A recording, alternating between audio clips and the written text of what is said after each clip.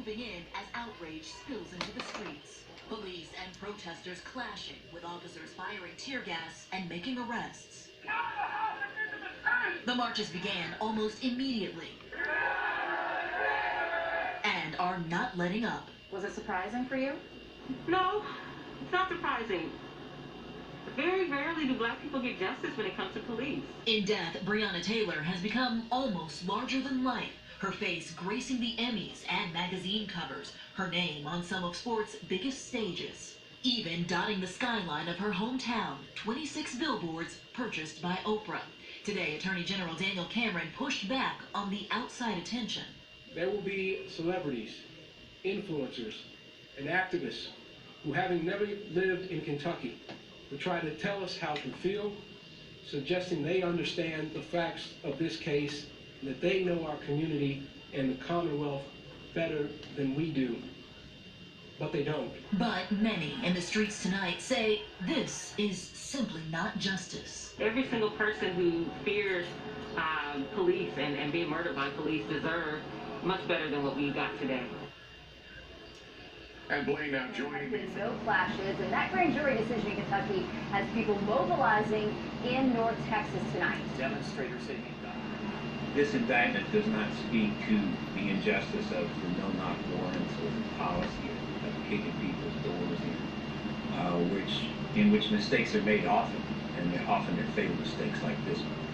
It's the reason why the world stood up when George Floyd died. I can only imagine what's going to happen in fact that we're here today. Because hearts are broken and people are upset. Over and over again, we're not receiving justice. I am extremely angry because deep down inside, I felt that this was a strong possibility that no officers would be indicted for her murder, and that's exactly what occurred. police budget for social programs instead. Nearly 100 people spoke to the city council today, most of them saying too little was shifted to social programs. We are getting a response of a slap in the face, and it's completely unacceptable. 13 speakers even opposed money for police helicopters used to avoid chases on the ground and track street racers this year. When there is no rule of law, then the lawless will rule. Council members had received strong complaints from community leaders about the $7 million they trimmed from police overtime. The mayor said it still amounted to defunding.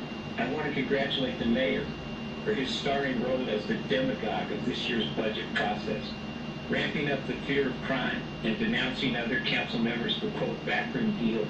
No one's talking about defunding the police. No one on council has tried to, put an amendment forward to defund the police. Council supporters of trimming the overtime switched uses to strictly public safety. Even more police civilians to put 95 officers back on the street lighting to illuminate higher crime areas.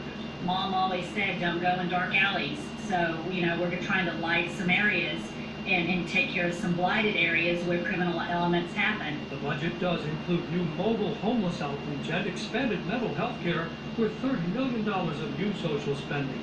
The city manager found that money from sources other than police. We are still committed and able to listen to the constituency on both spectrums.